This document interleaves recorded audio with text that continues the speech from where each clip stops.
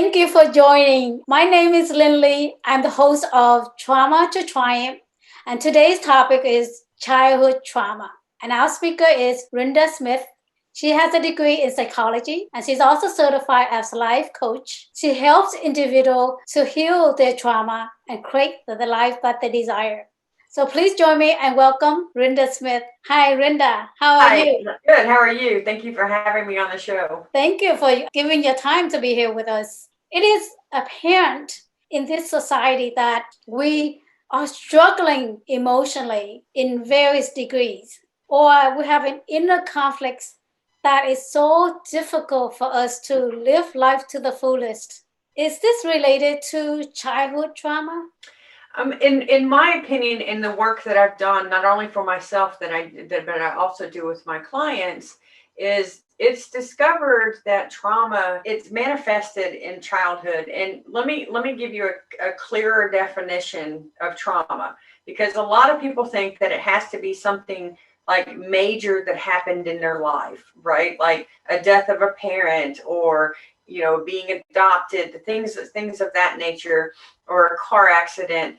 Those are typical what people assume trauma is. However, trauma, and I'm learning this through a workshop that I'm doing, trauma is defined as anything less than nurturing. So when we approach the topic from that perspective of trauma being anything less than nurturing, then yes, all of us somehow in our childhood have been traumatized, whether it be a parent didn't show up at an important event. That's a form of abandonment, but then it creates a trauma within us, right? And so then therefore we are always continuously seeking approval or having emotions when people leave us, or when we perceive that people are not paying attention to us. It's still a form of trauma. It's created this wound inside of us that has caused from being less than nurtured. What are some of the symptoms that people are experiencing with trauma? Well, so some of the typical symptoms of having been traumatized, you develop complex PTSD, which is you respond to people in ways that you either have the fight, flight, freeze, or fawn responses. And the fight is, of course, you get angry, you fight back. The freeze is you become paralyzed and don't know how to act. Flight is you run away from it. And the fawning is you're just rolling over and kind of giving in. So those are the four responses to a trauma, is the four F's, is like I call them. So typically that's one, is complex PTSD. Another one, codependency can be formed from trauma. Abandonment issues can be formed from trauma. Self-esteem issues stems from a trauma-related incidents. Self-worth, self-love. There's a number of different things that can all be tied back to this definition of less than nurturing and being traumatized, right? So there's many aspects of trauma other than, say you were abused as a child. That's definitely a trauma, but there's also a lot of manifestations that come out of that abuse as well.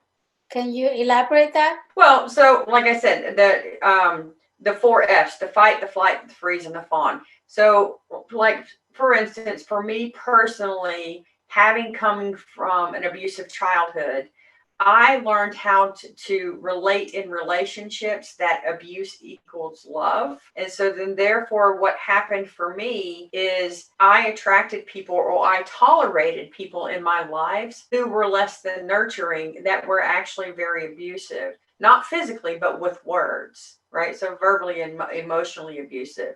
And oftentimes that's worse than just a physical, because with physical abuse, the wounds heal and you can move on. But when you have psychological, emotional, and verbal abuse, those wounds carry through. Say, like, for instance, your mother says, you're never going to amount to anything. Well, that's traumatic, because now what you're doing is, in your life, it sets you up to want to please your parent by making that statement true. Right? So you do things in your life, not meaningful, but subconsciously you hold yourself back from being fully authentic and truly to your true potential, because you have this little message in the back of your head that says, well, I don't deserve it, I'm less than, and I'm never going to amount to anything anyway. And so then therefore what it spills over into your adulthood, and it spills over into your other relationships. Can you give me some example of various degree of trauma? The lightest trauma to the medium to the extreme? A light form of trauma is, say, you got screamed at, right? So that's I mean, that's you experience somebody in your life raising their voice to you, right? Nothing, just with words, and then what happens is later in life you end up like when people raise their voice, your anxiety raises, but that's still a form of trauma. That's really a light form of trauma. Next, a medium form of trauma, I would say physical abuse. And then a heavy form is neglect. Another form is sexual abuse. These are bigger traumas. A light trauma is experiencing car accident that gives you some hesitation about riding in a car with a particular person, or you have anxiety that arises when a certain incident happens, right? So there's various levels, and the more severe levels of trauma, they have a more lasting effect, but they're not to negate the other versions, because any trauma within your life is worth mention, right? So just because one person experienced sexual abuse in their life does not discount that somebody who had a rageaholic for a parent, that it doesn't make their story any better or worse than the child who got sexually abused. It still had an effect. And I think that a lot of people dismiss what they've been through because they said, oh, well, it's not as bad as what happened to you. I mean, I know I was guilty of that myself when, I started working on my trauma from childhood, and I kept it and I wouldn't talk about it because I was like, oh, well, somebody else had it worse. Right. But the trauma that I went through, as horrific as it was, I discounted. Okay. And a lot of people do that. A lot of people discount that feeling. And so then therefore it never gets resolved, because we're like, well, it really doesn't matter because it's not as bad as somebody else's. Okay, so what happened when they discount that and it never get resolved? Well, then what happens is they continue to carry it with them, right? So, and then it manifests in other parts of their life, like, they don't reach their potential in life because, well, they were traumatized as a kid and told they weren't going to amount to anything, and that's verbal abuse. So they hold themselves back, and they don't when we don't talk about these things, we don't really have a true understanding the impact that it's had on us. And so only through discussion, like in forums like this and individual therapy and groups and things like of that nature, can we really bring true healing to our own selves. Because when we shine a light on it, then we can see it and then we can heal it. But when we ignore it, it stays in the shadows and it continues to stay there. It continues just to be there. It follows us like a shadow. It follows you. Mm-hmm. Oftentimes, when does trauma begin? At what age? Trauma actually, there are scientific studies that say that trauma can actually begin in the womb. So if in the womb you have loud noises or things of that nature being around you, you can actually traumatize an infant in the womb. So they come out traumatized. And then the birth experience itself is traumatizing for a child. All of us that are here, we've experienced a form of trauma called childbirth. Because, you're in this little warm sack and just connected and getting everything that you need from mom. And then all of a sudden, you've got these bright lights, these strange people, strange smells, and you're into the world, right? So that's a traumatic experience in itself. Healing these traumas, I mean, you can't re-heal childbirth, but you can do it more. You can visualizations, and I use visualizations a lot, but visualize like this nurturing birth being held, and it's not really bright, and it's not in like a big room with strange people. It's like in a loving, caring, kind way. It kind of makes you feel nurtured, right? So do a visualization that it helps you feel nurtured in that moment. Going back to your question, it's how do we heal these traumas? Again, It's putting a light on it, calling it what it is, not minimizing it. Not everybody who has experienced trauma has post-traumatic stress disorder, but we look at it and we can empathize with that little kid within ourselves as an adult, being that loving parent. We can empathize with that little kid who has suffered. We can't go back and fix it. We can't take it away, but we can hold space for it within ourselves to heal it. How do we do that? Learning how to be a loving parent. So what I do this with my clients is I have them visualize themselves or get a picture. And, I keep on my desk a little pendant of a picture of me when I was, I think, 2 or 3 years old. So I can see that little girl and I can see the innocence in her eyes. So grab a picture of yourself when you were a little kid. And look at that picture and feel the love and the compassion that you have for that little kid. And then when when you look at that little kid and how innocent they were, and then realize the experiences they had at that age, it kind of melts your heart. You wouldn't say to that little kid, well, it wasn't bad as so-and-so had, so suck it up and get over it. We wouldn't do that. We would say, oh, come here, let me hold you. I'm sorry that happened to you. I love you. I care about you and you're worthy, right? That's nurturing. We would nurture that little kid. And so being a loving parent to ourselves, we have to treat ourselves as we are our own child. So we would treat ourselves like we would treat our child. And would you treat your child in a less than nurturing way? Chances are no. Okay, can you share with us, like, what are the things that we can say on a daily basis, or when we're in that state of, anxious? Yeah, a lot of things.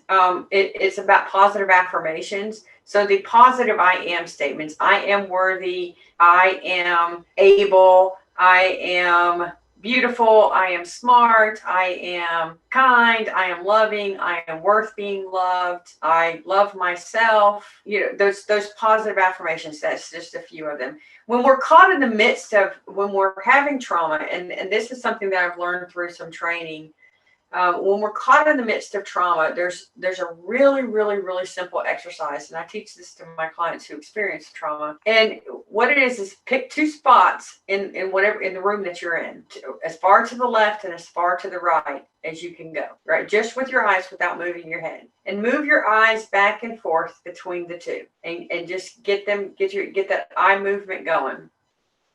And then whatever that negative feeling that you're having, so I'm feeling anxious. So I'm going to go back and forth in the room. And I'm going to say, I trade my anxiety for peace. I trade my anxiety for peace. I trade my anxiety for peace. And I'm going to take a deep breath in. Another deep breath in. And one more deep breath. And it really, strangely enough, it helps wash that away from you. And so there's just little simple tools that you can use, and it really doesn't take that long to do, right? Because you can get your eyes going, I trade, 3 deep breaths, and you're done, and you feel better. So that's just one little tool that you can use. And people use that technique, like I've rolled up on a car accident and the person's experiencing shock, and I will use that technique with them, and it brings them down and helps them stay calm until further help arrives. So it's a really beneficial tool. That's another thing that you can do. So when we start experiencing these, we also have to remember that we're not in that same time and place. Okay, we're not in that same time and place. I read a book not long ago. It was called Healing the Fragmented Parts. Yeah, it's called Healing the Fragmented Selves of Trauma Survivors by Jana Fisher. Because what happens is when we are traumatized, it kind of fragments us into like little pieces. So when we talk about parts, right, we talk about the inner children, and these are the spaces that something significant happened and emotionally we get stuck, right? So in this book, and this is a book that I highly recommend. It talks about sitting down, imagining that she calls it the Council for Children. And so you're meeting with the kids that live inside of you, and having a conversation of, I'm not in that time and space. You see, I'm big, you're little, and people see me and not you, right?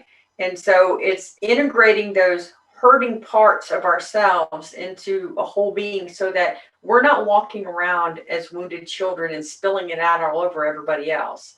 We're managing our trauma by connecting with that part of ourselves and having empathy and caring and nurturing and understanding, and also realizing that we are not there anymore and that we can function, we can choose to function in a different way than what we were taught.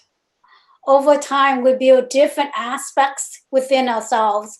And that's why we kind of most sometimes feeling inner conflicts, because all these different parts are talking to us, and we are feeling all these emotions, sensations because of that.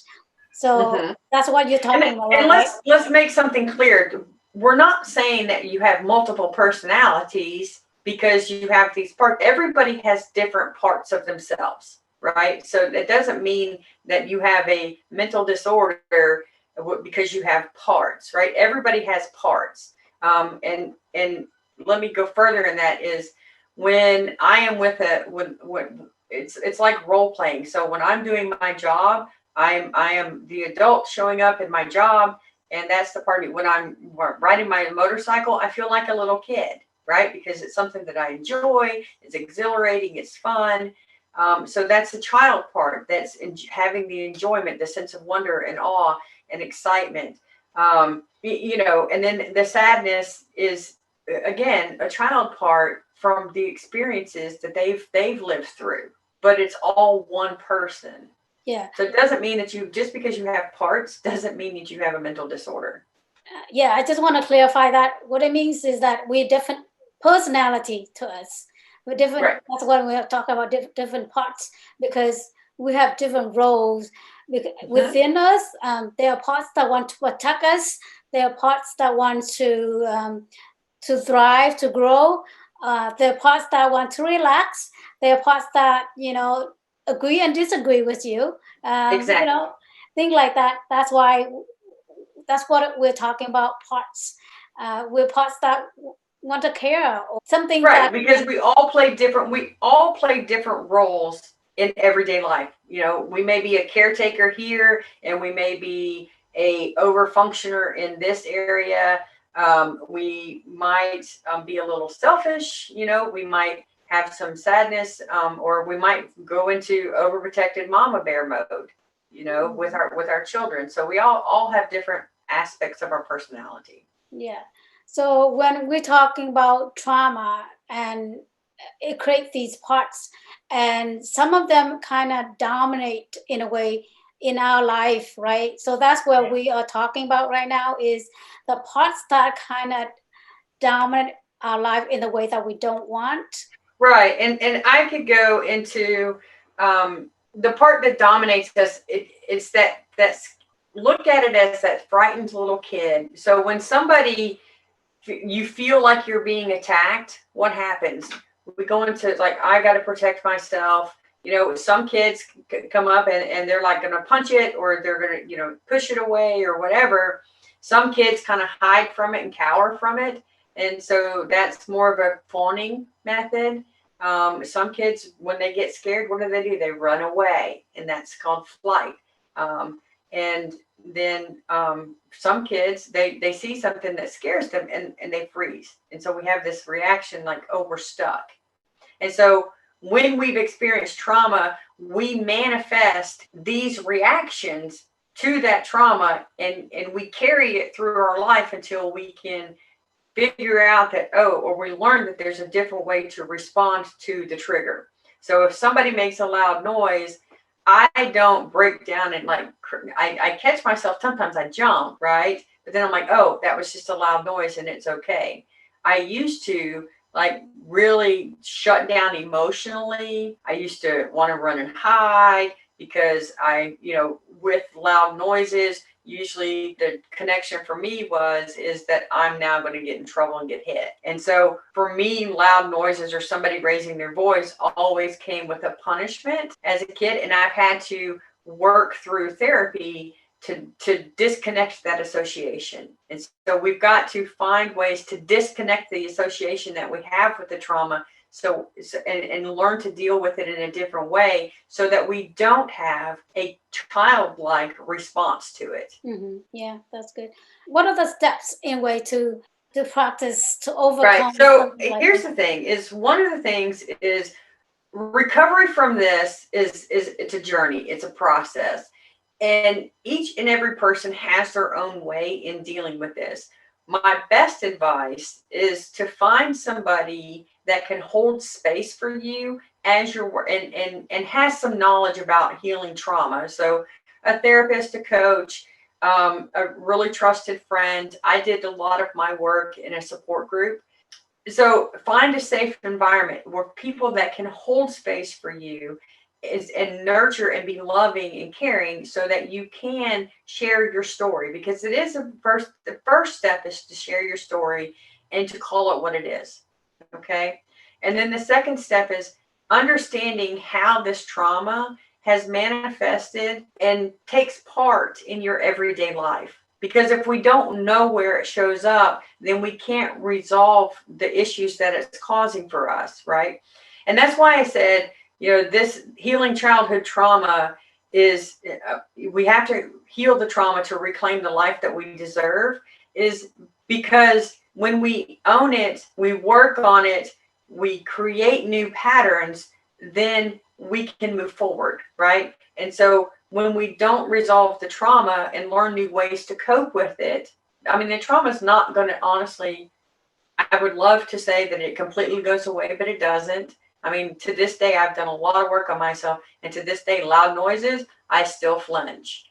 And it's just a body emotional reaction, and it happens. But I don't beat myself up for it, right? I'm just like, oh, that was a loud noise. It caught me off guard, and I just let it be what it is. But understanding that you can allow yourself to choose differently in the way that you respond to things, right? So again, the loud noise, I used to cow down. I used to shut down emotionally. I used to really withdraw. And now, because I've made new connections, I can say, oh, that was a loud noise. And it's not traumatizing. Right? Forgiveness of yourself, forgiveness of the perpetrator of the trauma. And forgiveness, it's not about the other person, it's for you, right? The forgiveness is for yourself, because when we don't forgive, we carry around the resentment. And so that holds us back as well. Again, the forgiveness is, I'm not saying forgive the person that sexually abused you, because you're not going to do it, but you cannot let them rent space in your head. Okay. You can do what you need to do to process that, work through the sexual abuse, name it, write a letter to that person. You don't have to send it, but resolve it within yourself. Learn how to new ways, right? The old ways aren't working for you, so learn new ways to manage the trauma. If it says that, hey, you know what, loud noises, I'm really sensitive to them, and I'm out with my friends and we're at a bar and there's a band playing, and then all of a sudden it's like I feel overwhelmed.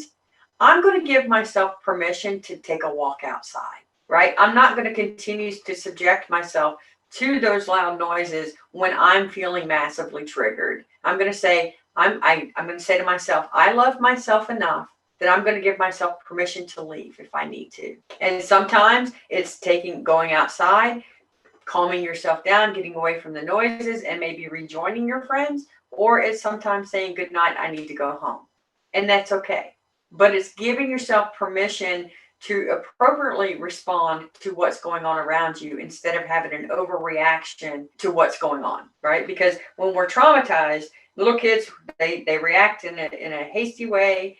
As an adult, that doesn't fare too well when you're in a setting. So learning new ways to manage would be helpful as well. What else? Let's see. I mean, therapy. I can't express enough how much therapy works when you're with somebody who understands trauma. Just being able to process it. If you also, it's called eye movement eye movement desensitization and reprocessing, EMDR. That also helps. Again, it's about that pattern of going the back and forth, and they have several different methods. So you could find a trained person in EMDR. I'm trained in rapid eye technology. It's similar to EMDR, but it uses different modalities than what EMDR does. EMDR uses the auditory modality, and for rapid eye technology, it uses the auditory, the visual, the memory, the recreate, and the feelings modality. So there's 5 modalities that rapid eye uses versus the one modality of EMDR. EMDR is more common than rapid eye, but both work. So find things of that. Things that you can do for yourself is learn little tools that work for you in the moment. Deep breathing, meditation, yoga, the practices of that kind are helpful when dealing with trauma. Giving yourself grace is another huge thing. We've got to give ourselves grace when we're experiencing a flashback or a similar experience to our trauma. We have to give ourselves permission to have grace. What does it require for the person to really overcome this? Besides, I think that it's a willingness. It's a willingness to do the work. Because here's the thing is people don't resolve their issues until they're in enough pain. So I'm not going to see an 18-year-old who experienced childhood trauma because they haven't been ran over enough by life itself to realize that it has an impact. So typically the people that I see are middle-aged, 30 to 45, 47, 50, kind of in that area, because it's like, and they don't even, and really and truly, they don't even make the connection. It's like, oh, you experienced this in childhood, but well, you're having the same reaction that you did as a childhood. You're having that reaction and response in your relationships with other people, right? And they're like, I never made the connection. So until you're in enough pain, and you're not going to seek help for it.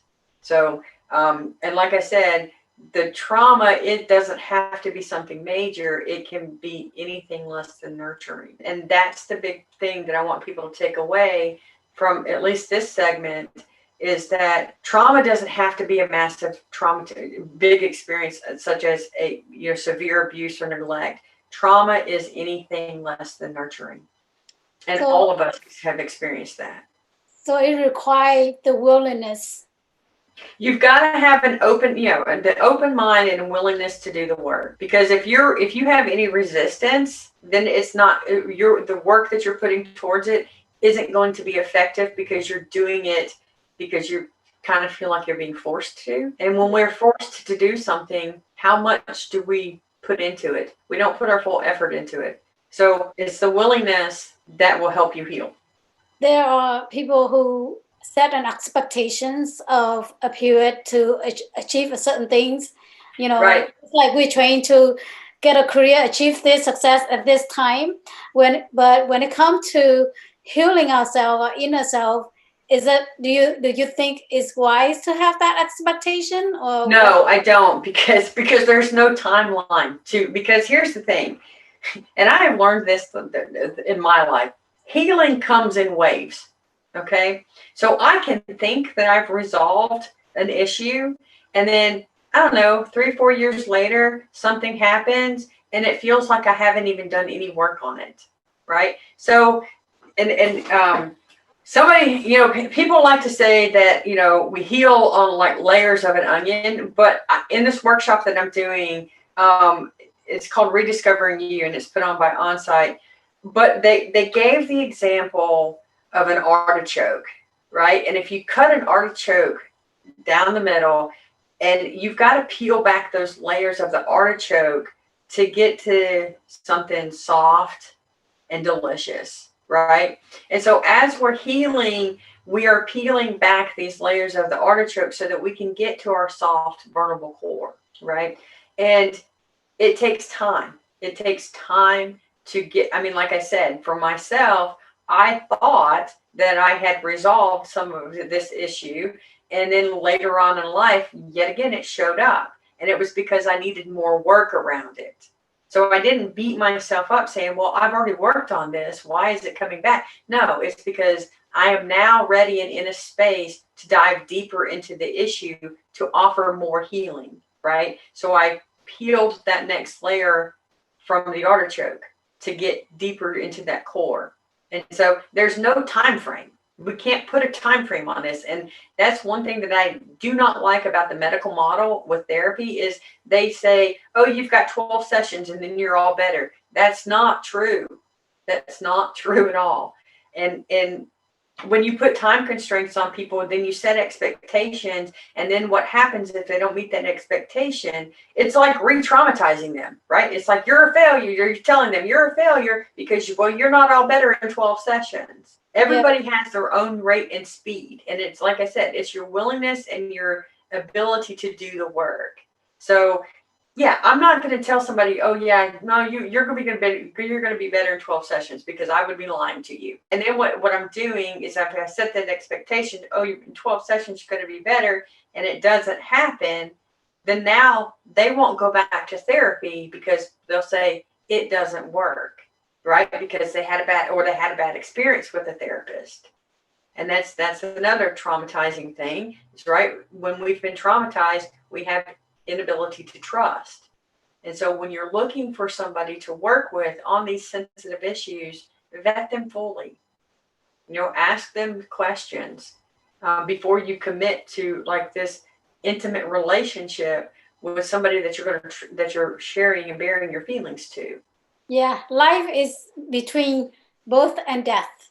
And in between, there are different stages. Mm-hmm. And if we are awakened or we heal, we can experience different stages of life.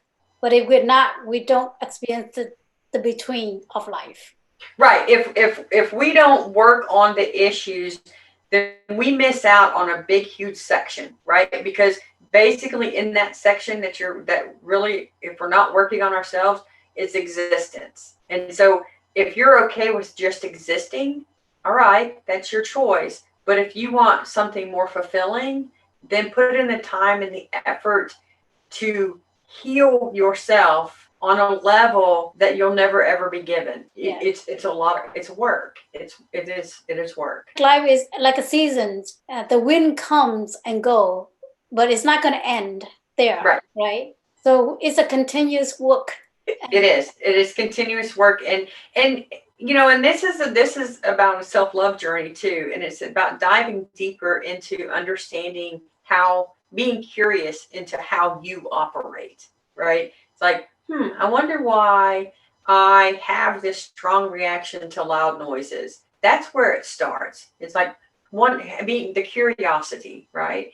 And wanting to know, why is it that I have such a reaction to loud noises? And then think back and you're like, oh, because when I was, this old, this was what was happening in my environment. So of course it scared me, and I still have this reaction to it. Children who, again, look at your behaviors and how you react in situations, because when we've been traumatized, we make instantaneous decisions without thinking about them.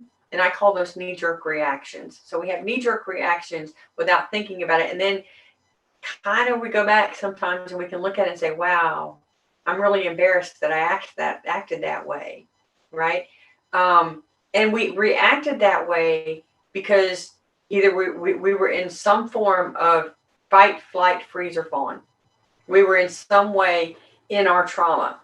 And so when we can accept ourselves for that, but then learn a different way, say, to respond versus react, saying, I don't like it when this happens, and so therefore I get to choose whether I stay or whether I walk away. It's kind of like somebody standing there, I'm hitting you, with a baseball bat, right? You can either stand there and let them do it, or you can move away from it and say, no thanks. You can still swing the bat, but you're just not going to hit me with it. So it's about choice. It's about wanting, the willingness, the curiosity of yourself, wanting to know yourself on a deeper level, wanting to connect, and being able to connect with others on a deeper level. Because when we share our pain, That is vulnerability. That's intimacy. And then when we are able to do that, then we connect in a more meaningful level in all levels of our life, in all aspects of our life. Yeah, when it comes to trauma, there are a lot of vulnerability there that most of us are afraid to share or don't know to share because we're trying to protect that for so long in a way. Right. And also there's a lot of shame around trauma as well. I mean, when somebody has experienced, say, for instance, sexual abuse, okay, they're ashamed to tell people that they went through that experience, and that's why a lot of the abuse goes unreported, is because people have shame about it because they believe it was their fault, right? And that's one of the biggest things that keep us stuck in the trauma, is believing that we were responsible for it. So that's the thing, is that we've got to release that for ourselves. So how do we do that? It's practicing forgiveness. So, like we mentioned, there's no expectations in doing this kind of work. What do people need to tell themselves? That they're worthy, Uh-huh. that they're worth it. They are worth doing the work. Telling yourself that you're worthy, it's giving yourself permission. It is, again, about having a positive sense of self. You are not your trauma. Your trauma doesn't own you, but thus far in your life it has. And so take that power back for yourself to give yourself a better life. It requires consistency. Right. Not expectation, but consistency and willingness. Right. And yeah. Throw the expectations out the window. Because when again, an expectation is a guarantee for failure. When we set ourselves up, when we have an expectation, it almost 95% of the times ends up in a failure. And then what that in itself can be a traumatizing experience, and then we don't want to try again. So giving yourself grace, having forgiveness, knowing that there's no time limit to healing this trauma, knowing that it's going to manifest, it's not all going to go away at one time, right? So learning that we can manage it, versus, I would say, we learn to manage it versus it ever healing completely, right? We learn to manage it better, because I don't think that we can't make our experiences in life not have happened. So we have to learn to manage the residual fallout from those experiences. So it's not about healing it completely and totally, but it's about learning ways to manage it that are healthy. And this is when we talk consciously like this, some of us understand that, but in order to kind of feel that, we have to practice it. That's Most where the definitely. tools come in. Most definitely. Because, right, it's not going to feel natural if you haven't experienced it. And so it's going to be a consistent practice of learning how to do this for yourself, in which way feel right for you, because everybody does it different. But I think that we've shared some tips in this segment of how to practice self-love, giving yourself permission to walk away when it's too much, or giving yourself a few seconds to do an exercise to bring your anxiety down. That's practicing self-love. And then we have to remind ourselves that life is just an experience. So, right. Life is an experience. Whatever already happened, we can recreate a different experience. Right. With trauma happened to us. It is not us. It's something that happened to us. It's not who we are. Right. And that's where we need to kind of like be aware and consistently reframe our brain, of our mind, that these experiences are not defining who we are. They are just past experience, but it's a very difficult one that we have to overcome, and it requires our willingness, our commitment, our consistency, our curiosity to overcome that by practicing the thing that we yes, most definitely. Trauma happened to us. We are not the trauma, and that we can learn to manage the residual from our traumatic experiences. But the key to everything is the willingness to do the work. the willingness to sit down and face the hard stuff with somebody who can hold gentle space for you, right? But the willingness to dive deep and have a curiosity and understanding of what makes you tick, and understanding that we can manage the issues that our trauma created. We just have to make a conscious choice to do so. And practicing grace and self-love, giving ourselves permission to do this work, because it is so important to be able to have a life full of a wholehearted, authentic life. It's imperative to do this work to be able to manage to have that. Because if we're not living authentically, if we're not addressing our trauma, then we're not being authentic to ourselves. And so to live in an authentic space for yourself, and that's not really popular here. That's not really popular to live in an authentic space, but it's a really good place to be. I mean, it feels really good to kind of recognize that, you know what, sometimes I get stuck in an old memory, but that old memory is not who I am. It does not complete, it is not the total whole of me. It is only a piece of me.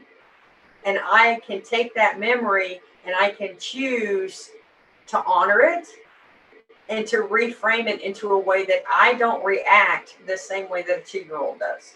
So I don't throw a temper tantrum when my trauma is triggered, right? So that's the big takeaway, is practicing self-love, giving yourself permission, and your trauma does not own you.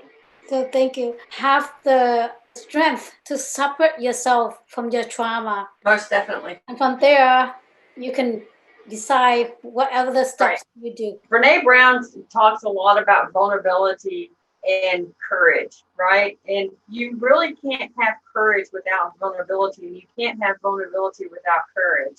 So they kind of go hand in hand. To face off with the things that you suffered in childhood is a very courageous thing to do. But you've got to have the willingness to bring down those walls and be vulnerable to be seen. And it's you are worth the work. It's a willingness to be vulnerable. I mean, it's like to kind of come out from behind the wall that you're hiding by.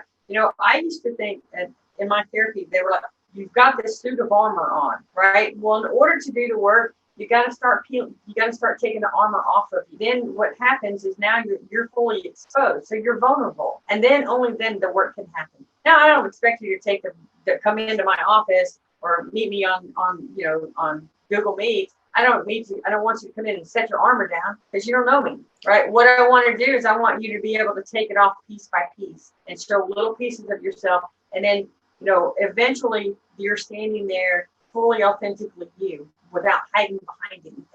Okay, so courage is the decision to take action. Yes, courage is learning to be vulnerable. In my opinion, the really courageous people are those people who are willing to be vulnerable. Yes. They're willing to live their authentic life, no matter how messy it is. But they're willing, and that takes a lot of courage. Yeah, we can tell ourselves that we are not in a dangerous place to be vulnerable. It's our strength, our courage to be vulnerable, not a dangerous. Right, it is a strength. Right, vulnerability is a strength. It is a courageous act. A lot of people are fear of being vulnerable because it's not supported, right? People think that if you're vulnerable, then you're weak, and that's just the opposite. If you're vulnerable, you have strength and you have courage. Yeah. It takes a strong person to be authentic about what they've been through, and just to share that with another human being. It takes courage. Yeah. That's because one thing that, you're worried about somebody judging you. You're worried about people looking down upon you. You're worried about people thinking, oh well, it was your fault that it happened. There's a lot of stigma about owning what happened to you, and again, it's that internal messages that we give ourselves. That's why we have to have grace with ourselves, because I know when as a child, before I started working on my issues from the sexual abuse, I thought it was my fault. I thought it was my fault that it happened, not the adult who made the decision to do it, but my fault. I thought it was my fault because I was a cute kid. That's what went through my head.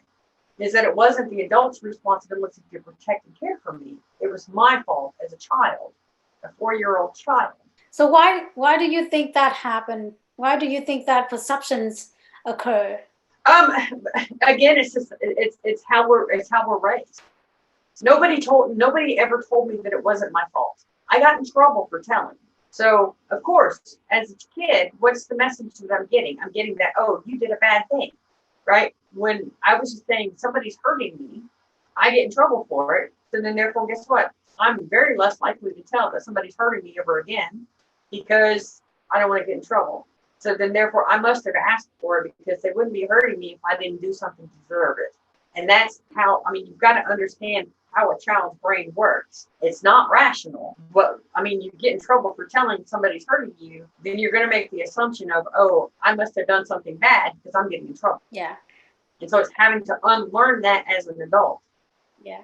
I learned that our brain doesn't develop until around 7. So things that happen prior to that, we don't have the intellect to logically make We don't sense. have we don't have the functioning.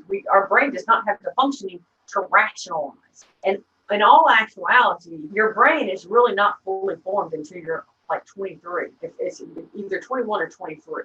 So your brain is not fully developed until you're in your early 20s. So imagine at 4 years old being sexually abused and not having the abilities to rationalize what's going on, and so then that's a scarring moment. And that was one of my parts, was a 4-year-old who thought that she did something wrong and deserved being sexually assaulted. Yeah. So that's how our perceptions come into place and trauma Right. happened.